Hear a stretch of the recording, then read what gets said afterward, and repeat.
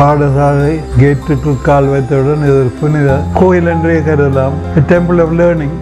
34 வருடங்களுக்கு பின் இந்த பாடசாலையில் புலவில் கால் வைத்ததே கிடைத்த புண்ணியம் என்று சொல்லுவேன். அந்த சந்தோஷமாக இருக்கிறேன்.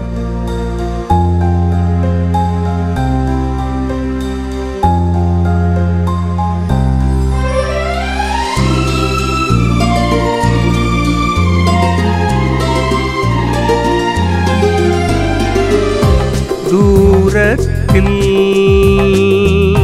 ஆகாசம் அதப்போல ஏனேசம். தூரத்தில் ஆகாசம்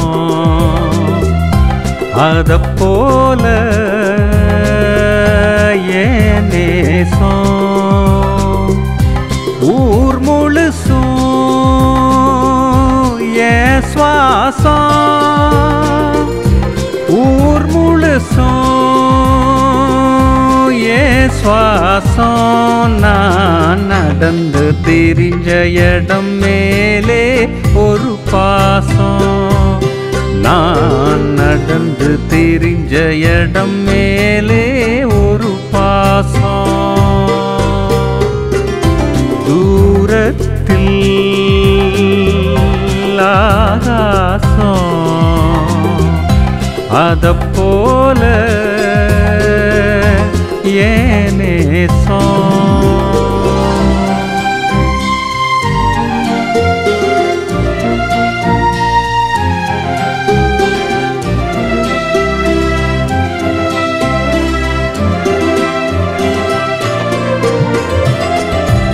அப்பன் பிரம்பெடுத்தால் முடிவில் பாசம் வரும்.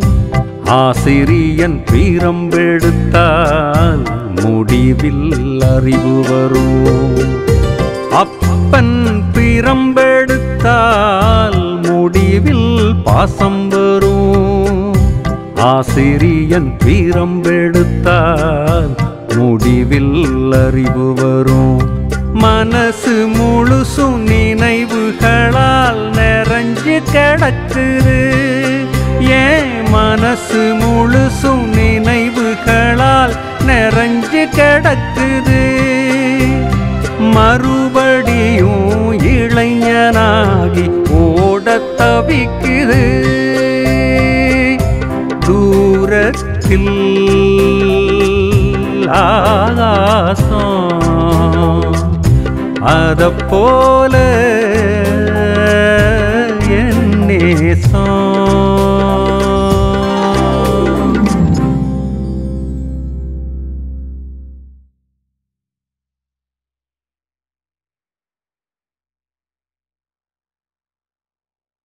புகழ்பூத்த யாழ்ப்பாணக் கல்லூரியின் பெருமை மிகுந்த ஆசிரியர்களுள் ஒருவரான ராமலிங்கம் கனகரட்னம் அவர்களை ரூட்ஸ் ஆஃப் ஜஃப்னா காலேஜ் என்கின்ற இந்த தொகுப்பிற்காக யாழ்ப்பாணக் கல்லூரியில் நான் சந்திக்கிறேன்.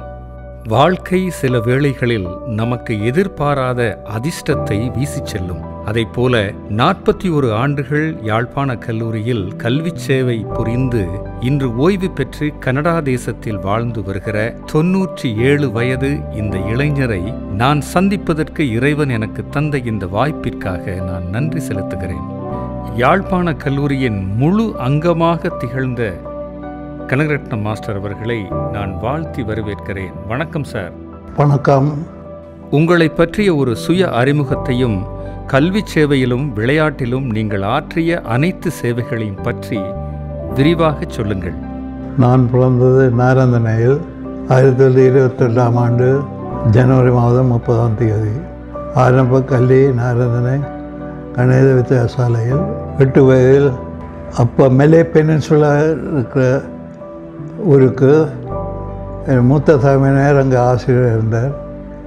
அப்போ நான் அங்கே சென்றேன். கிளிஃபோர்ட் ஸ்கூல் கோலலிபிஸ். அங்கு என்ற செகண்டரி எஜுகேஷன் கொடுத்தேன். 1941 டிசம்பரில் ஆசியாவில் ஜப்பான் யுத்தத்தில் இறங்கியது. 2 மாதத்துக்குள் 3 மாதத்துக்குள் மலேயா பென்சுலாவையும் சிங்கப்பூரையும் ஜப்பான் கைப்பற்றியது. அப்போ 4 வருடம் கடலில் என்று சொல்லலாம். 1941 1945 ஆகஸ்ட் வரைக்கும் ஜப்பானிய மிலிட்டரி ஆட்சி இருந்தது. அந்த மூட்டம் நான் ஜப்பான் மிலிட்டரி ஆட்சியில் வெகு விரைவில் 3 மாதத்துக்கு சட்டத்தை அமல்படுத்திடுறார். கடுமையான சட்டம். வெகு விரைவில் அரசு நிறுவனங்கள் பள்ளிக்கூடங்கள் எல்லாம் யுத்தத்துக்கு முன் இருந்தது போல் இயங்க ஆரம்பித்தன. வலு விரைவில் ஓரளவுக்கு சட்டம் ஒழுங்கு இருந்தது நாட்டில். ஆனால் வெளிநாட்டொன்றுடன் மக்களுக்கு தொடர்பில்லை, இறக்குமதியும் இல்லை. அரசு நிறுவனங்கள் பாடசாலைகள் எல்லாம் இயங்க துவங்கின. நான் சிரம்பான் என்ற ஊரில் முன்னாள் அதிபர் அன்புக்குரிய காலஞ்சென்ற கதிரவர் அவருடன் சிரம்பான் என்ற ஊரில் ஜப்பானிய அரசாங்க டெக்னிக்கல் ஸ்கூல் என்ற பாடசாலையில் கொஞ்ச காலம் படித்தோம். யுத்தம் ஹிரோஷிமா நாகாசாக்கியில் அணுகுண்டு போட்டவுடன் ஜப்பான் சரணடைந்தது. ஆகஸ்ட் மட்டில் ஆங்கில ராஜ ஆட்சி வந்தது. ஆங்கிலேயர் திரும்பி வந்துட்டார்கள். 4 வருஷம் வெளியில் போக முடியாமல் இருந்த கூடுதலாக யாழ்ப்பாண அரசு ஊழியர்கள் பிரிட்டிஷ் அரசாங்கம் முதலாக்கள் இலங்கையை திரும்புவதற்கு ஒரு இலவசமாக அருண்டேல் காசல் என்ற கப்பலில் இலவசமாக முதற்கட்ட பயணிகளை ஊருக்கு திரும்ப அனுப்பினது. யாழ்ப்பாணத்தில் செய்த இணையர் யாழ்ப்பாணம் திரும்பி வந்தார்கள். அதில் என்னுடைய நண்பன் என் அதிபர் இருந்த அன்புக்குரிய ராஜன் கதிராமர், தாப்பன் ஒரு போதர் JWA கதிராமர் என்று அவர் ஊருக்கு திரும்பினார்கள். அவர் யாழ்ப்பாண கல்லூரியில் படிக்க சேர்ந்தார் கதிராமர்.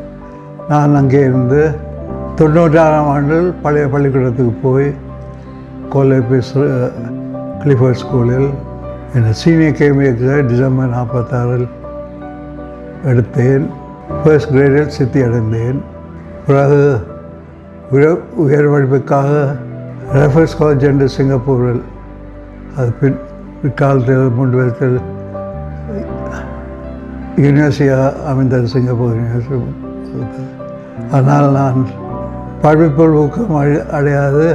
ஹாக்கி ஃபுட்பாலில் கூட ஈடுபட்டதால் முதல்வர் விஞ்ஞான பிரிவில் சித்தி அடையவில்லை. அப்புறம் ஊருக்கு திரும்பினேன். ஊருக்கு திரும்பி அது 1949 செப்டம்பர். மேற்படிப்புக்கு சொல்ல முடியவில்லை. அதன் காரணமாக யாழ்ப்பாண கல்லூரிக்கு அதிபருக்கு ஒரு பகுதி வேலை தரும்படி விண்ணப்பித்தேன், கடிதம் போட்டேன். ஏதோ என்ற நன்மைக்கு அதே நேரம் பூமி சாஸ்திரம் படிப்பித்த பெரிய பட்டதாரி அவருக்கு பெரிய யூனிவர்சிட்டி வேலை கிடைத்தபடியால் அவர் போட்டார். கீழ் வகுப்புகளுக்கு பூமி படிப்பிக்கிறதுக்கு ஆசிரியர் இல்லை.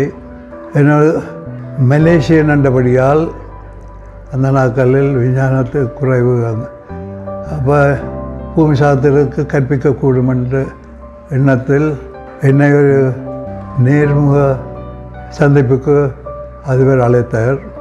19ஆம் தேதி காலை ஒட்டக்கொடை வந்து அதிபர் காரியாலயத்துக்கு போனேன். எனக்கு முன்னால் அதிபர் கலைஞர் AL மெக்காக்கொண்டேல் என்று MA ஆக்ஸ்போர்ட் ஸ்காட்லாண்டை சேர்ந்தவர் நல்ல டெஸ்டிமோனியல் தந்திருந்தார். அதுவரை அந்த டெஸ்டிமோனியம் பார்த்து அத்தோடு என்னுடைய கேமி ஸ்கூலையும் பார்த்து என்னை கீழ் வகுப்புகளுக்கு பூமி சாஸ்திர படிப்பிக்க நியமித்தார்.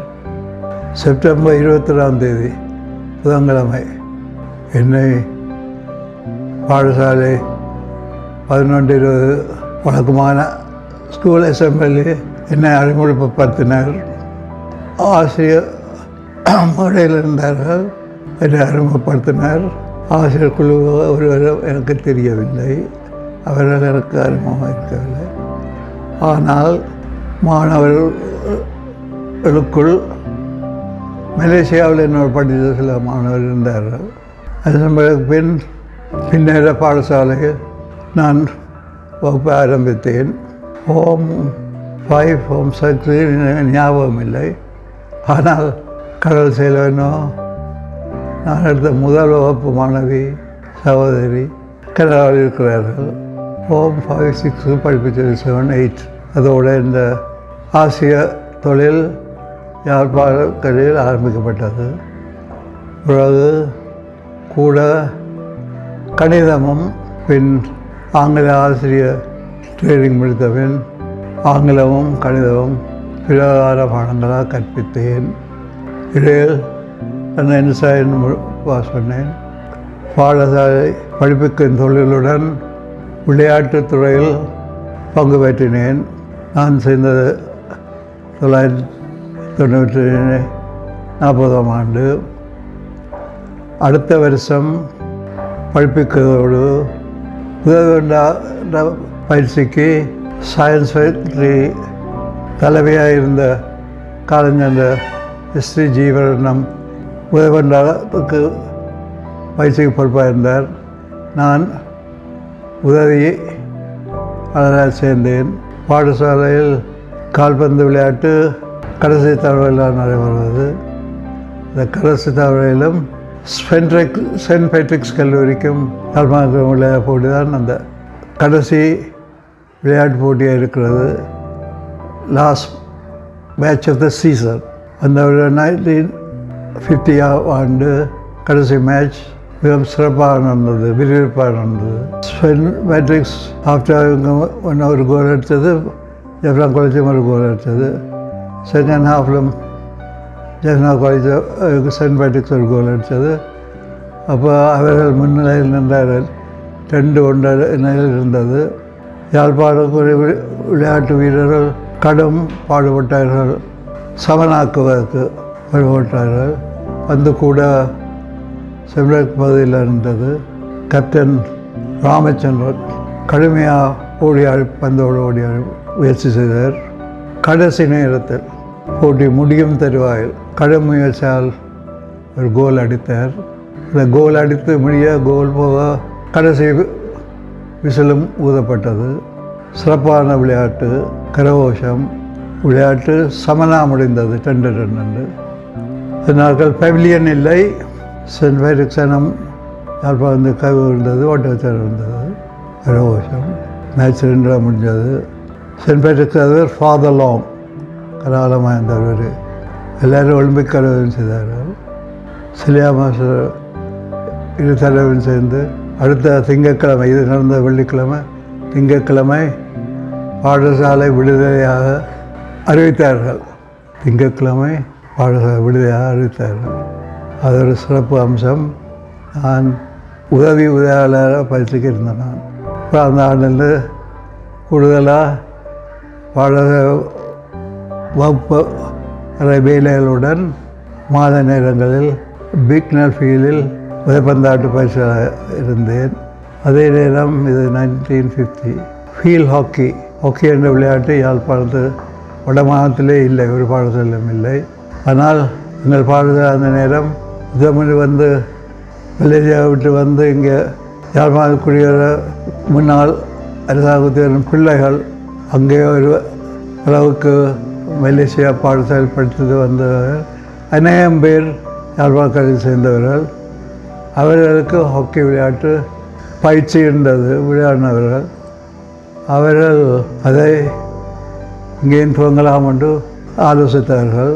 அதே நேரம் கேசி ஜேக்கப் என்று கேரளாவை சேர்ந்த ஃபிசிக்ஸுக்கு பொறுப்பாக ஆசிரியர் இருந்தார். இந்தியாவில் ஹாக்கி அந்த நாட்களில் மிக பிரபல விளையாட்டு. இப்போ தான் கிரிக்கெட் முன்னாடி இருக்குது.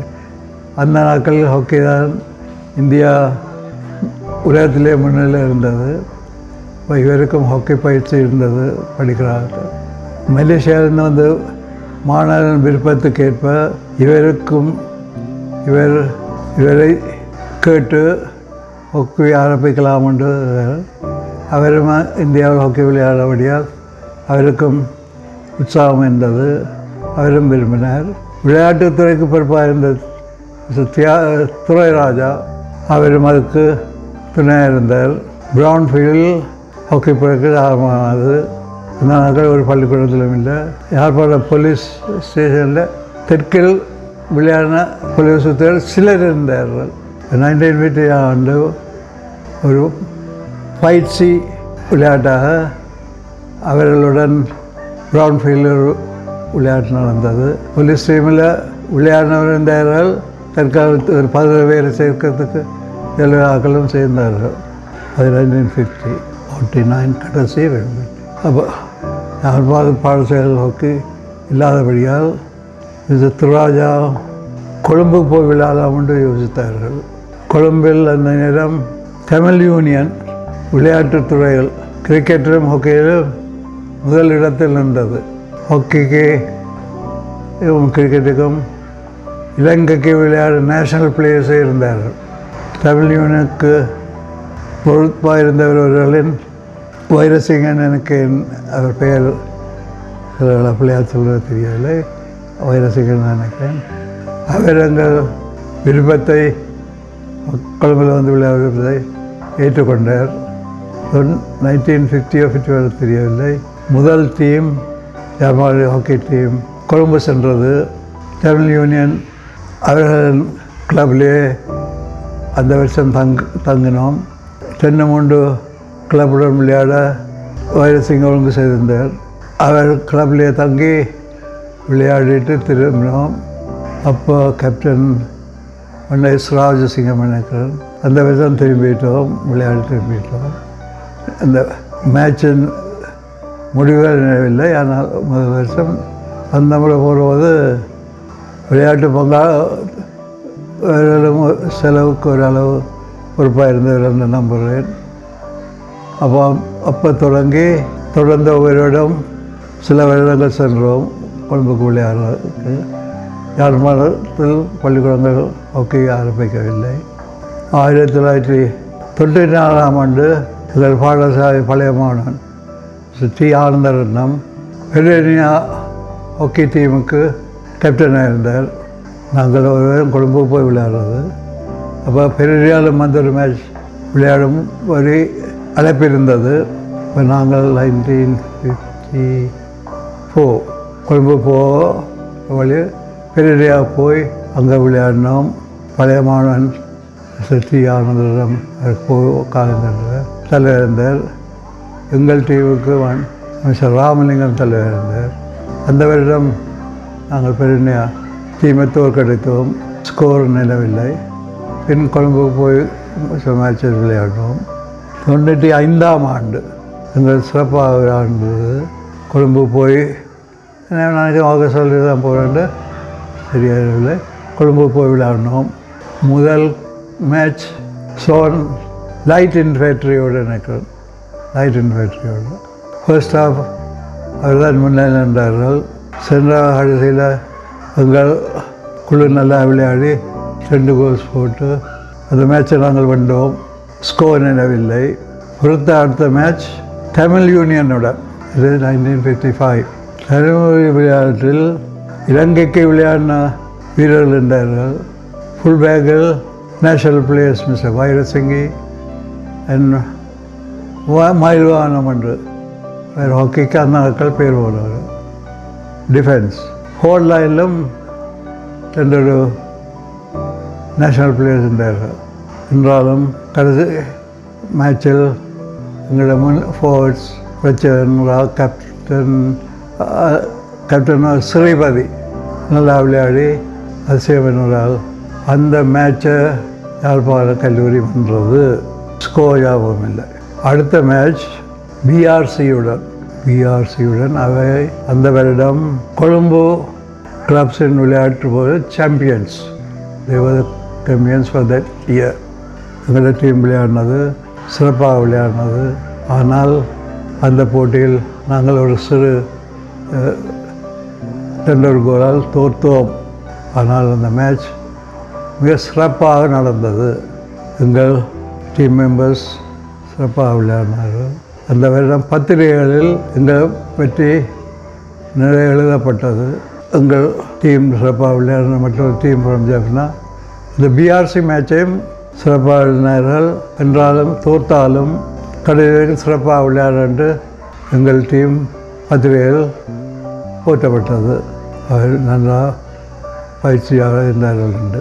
அதில் 55 போய் விளையாடினாங்க, 57 போய் விளையாடினாங்க. 58 கலவரத்தோடு எங்களோட கொழும்பு நிற்பாட்டி நின்றது. அதே நேரம் அந்த கடந்த காலத்தில் 55 ஜெஃப்னா காலேஜும் ஹாக்கி விளையாடு சென்ட் ஜான்ஸ் மற்ற ஹிந்துவோ மகனோ ஹாக்கி ஆரம்பித்து விட்டார்கள். அப்போ 58 பிறகு யாழ்ப்பாணத்திலேயே பாடசாலைக்கு இடையில் ஹாக்கி விளையாட்டு துவங்கியது. இன்றைக்கு அதிசயம் என்னென்றால் தாய்மார் நினைக்காத ஒரு யாழ்ப்பாணத்தில் பெண் பிள்ளைகள் ஹாக்கி விளையாடுறார்கள். சந்தோஷம். அதுபோல் ஹாக்கியில் யாழ்ப்பாண கல்வி மட்டும் இல்லை, மற்ற பாடசாலைகள். பிறகு ஹாக்கி நேஷனல் டூர்னமெண்ட் துவங்கிச்சு, ஆரம்பிக்கப்பட்டது. எல்லா மாநிலங்களும் பாடசாலை நேஷனல் டீம் ரெண்டு பாடசாலை கூட விளையாட துவங்கியது. அது ஹாக்கி பற்றி இன்று யாழ்ப்பாணத்தில் ஹாக்கி மட்டுமல்ல, கால்பந்து விளையாட்டும் பெண் பிள்ளைகள் விளையாடுன்ற கேள்வியை நான் பார்க்கவில்லை. சந்தோஷம். 41 ஆண்டு கல்வி சேவை. பிசிக்கல் டைரக்டராக இருந்திருக்கிறார். சாண்டர்ஸ் ஹாஸ்டலுடைய வார்டனாக 12 ஆண்டுகள் பணிபுரிந்திருக்கிறார். ஆசிரியராக, ஹாக்கி கோச்சாக இருந்திருக்கிறார், ஃபுட்பால் கோச்சாக இருந்திருக்கிறார், இன்சார்ஜ் ஆஃப் ஸ்டூடெண்டாக இருந்திருக்கிறார். 1956ஆம் ஆண்டு ஃபர்ஸ்ட் நேஷனல் ஹாக்கி சாம்பியன்ஷிப்பில் யாழ்ப்பாண கல்லூரியை கொண்டு நிறுத்தியவர் அவர்தான். யாழ்ப்பாண கல்லூரிக்கு ஹாக்கியை அறிமுகம் செய்து அதை வளர்த்தெடுத்து மாணவர்களுக்கு பயிற்றுவித்த முக்கியமான ஒரு பயிற்சியாளராகவும் கனகரட்னம் மாஸ்டர் அவர்கள் திகழ்ந்தார். வெள்ளை உடை சிலரை மேன்மைப்படுத்தும். ஆனால் கனகரட்னம் மாஸ்டர் வெள்ளை உடையை அணிந்ததனால் வெள்ளை நிறமே மேன்மை பெற்றது. மாணவர்களாலும் சக ஆசிரியர்களாலும் அதிபர்களாலும் சிற்றூழியர்களாலும் மிகவும் விரும்பத்தக்க நேசிக்கத்தக்க ஒரு ஆசிரியராக நீங்கள் யாழ்ப்பாண கல்லூரியில் வாழ்ந்தீர்கள் சார். உங்களுடைய வாழ்க்கை இந்த யாழ்ப்பாண கல்லூரியையும் யாழ்ப்பாண கல்லூரியின் விடுதிகளையும் யாழ்ப்பாண கல்லூரியின் இந்த தெருக்களையும் சுற்றியே அமைந்திருந்தது.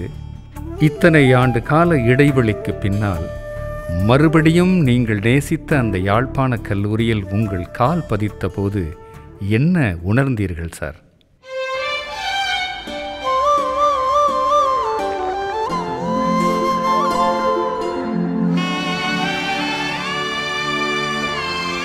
கேட்டுக்கு உள்ளிட்ட உடனே கொஞ்சம் இமோஷனலாக விட்டேன்.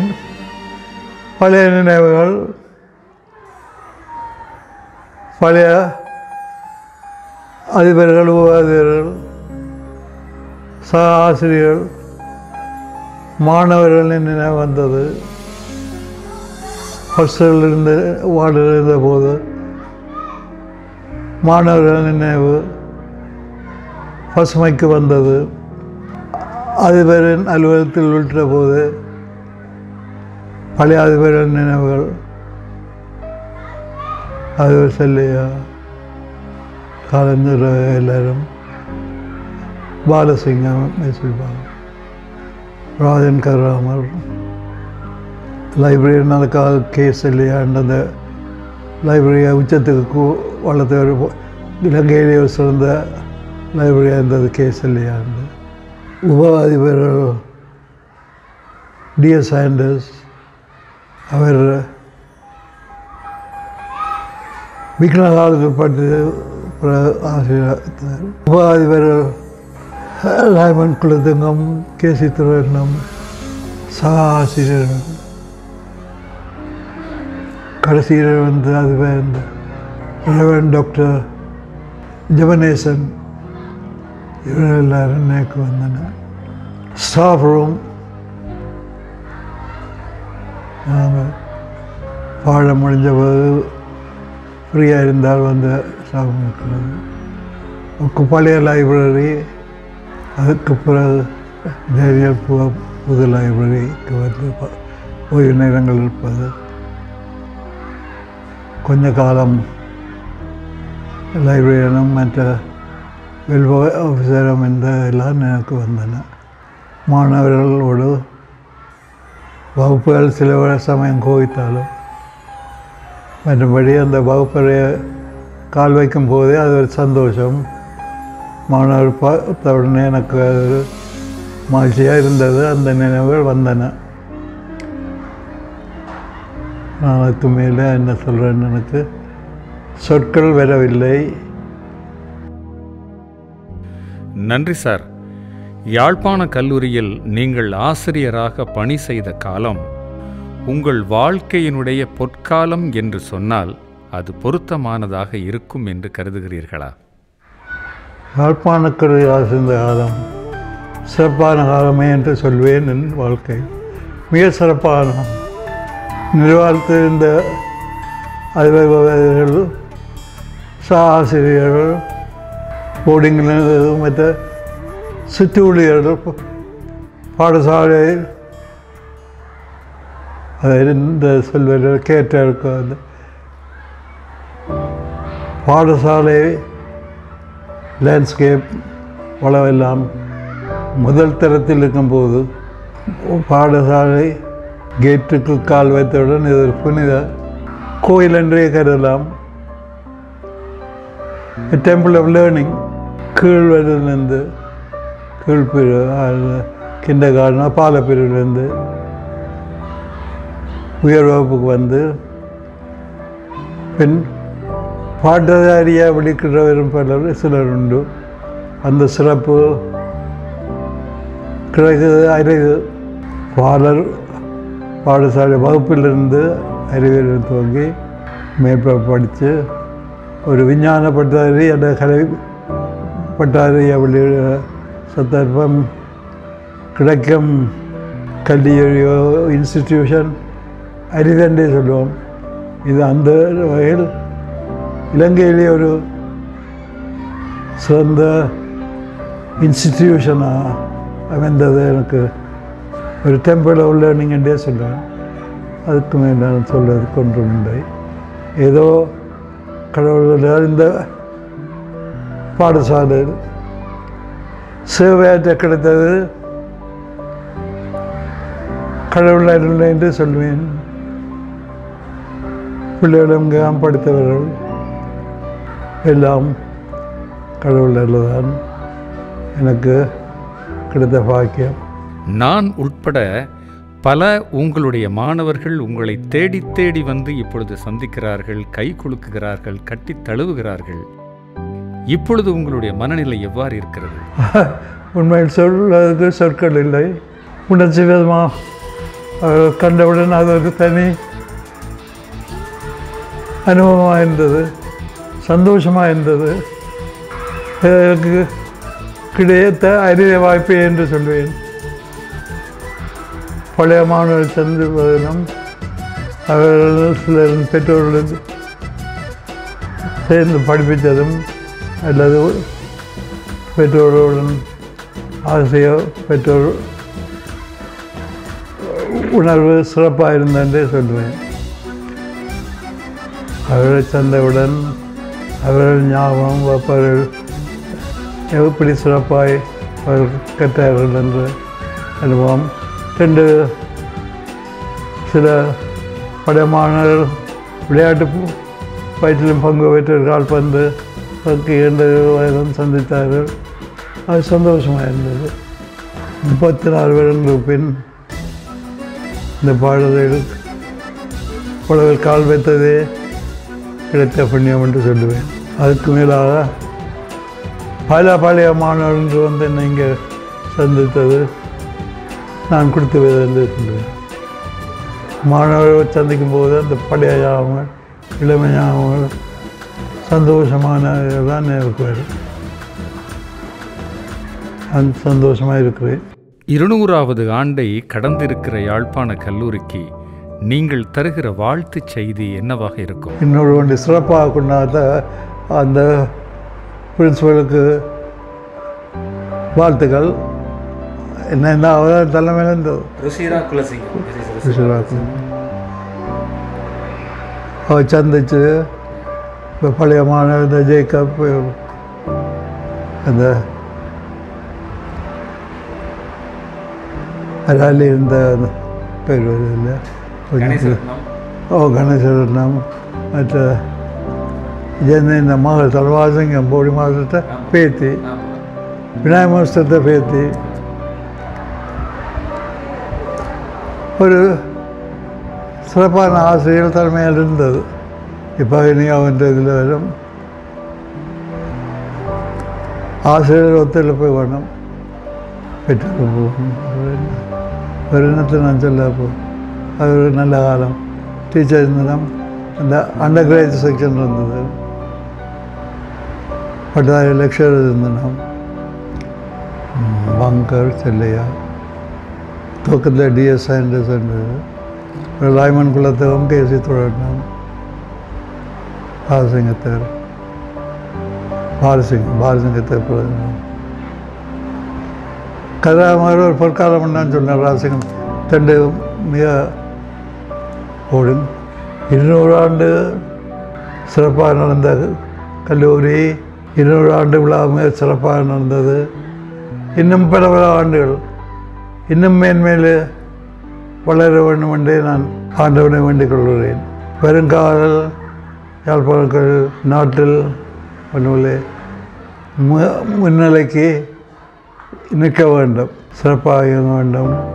மாணவர்கள் கற்று நல்ல பிரஜையாக வெளியேற வேண்டும். ஆசிரியர்கள் நிர்வாகம் எல்லாரும் சிறப்பாக பாடசாலையில் வழிநடத்த வேணும். மாணவர்கள் சிறப்பாக முன்னேற வேணும். பெற்றோர்களும் சமூகம் உறுதுணையாக இருக்க வேண்டும். கல்லூரி நாட்டில் முன்னிலையில் நிற்க வேண்டும். இத்தனை வயதின் தளர்வின் காரணம், வயதின் மூப்பு, ஒரு தளர்ச்சி உங்களுக்கு இருந்தாலும் இந்த கல்லூரிக்கு வந்த பிறகு உங்களுடைய முகத்தினுடைய பிரகாசத்தை நான் பார்க்கிறேன். 84வது ஆண்டு, 83வது ஆண்டு, 80வது ஆண்டு, 79வது ஆண்டு இருந்த அதே கனகரட்ன மாஸ்டருடைய முகத்தின் மகிழ்ச்சியை ஒரு சிறு குழந்தை போல நான் பார்க்கிறேன். இத்தனை வருட காலத்திற்கு பிறகும் கல்லூரிக்கு வந்து உங்களுடைய நினைவுகளையும் உங்களுடைய மறக்க முடியாத எண்ணங்களையும் எங்களுக்கு தந்து இப்படி ஒரு அழகான ஒரு செவ்வியை எனக்கு தந்தமைக்காக என்றும் உங்கள் பழைய மாணவன் என்கின்ற ஒரு தகுதியை மட்டும் வைத்திருக்கிற நீதிதேவனாகிய நான் உங்களுக்கு நன்றி சொல்கிறேன் சார். கடவுள் இன்னும் உங்களோடு இருந்து உங்களை வழிநடத்தி பல வருடங்களை நீங்கள் வாழ்ந்து செல்ல இறைவன் உங்களுக்கு அருள் புரிகிறார்கள். வணக்கம் சார். வணக்கம். வணக்கம். நீதிதேவன் என்றும் உண்மையாக இருந்து நீங்கள் செய்யும் சேவையை சங்கீதத்துறையிலும் வளர வேண்டும் என்று இறைவனை வேண்டிக் கொள்கிறேன்.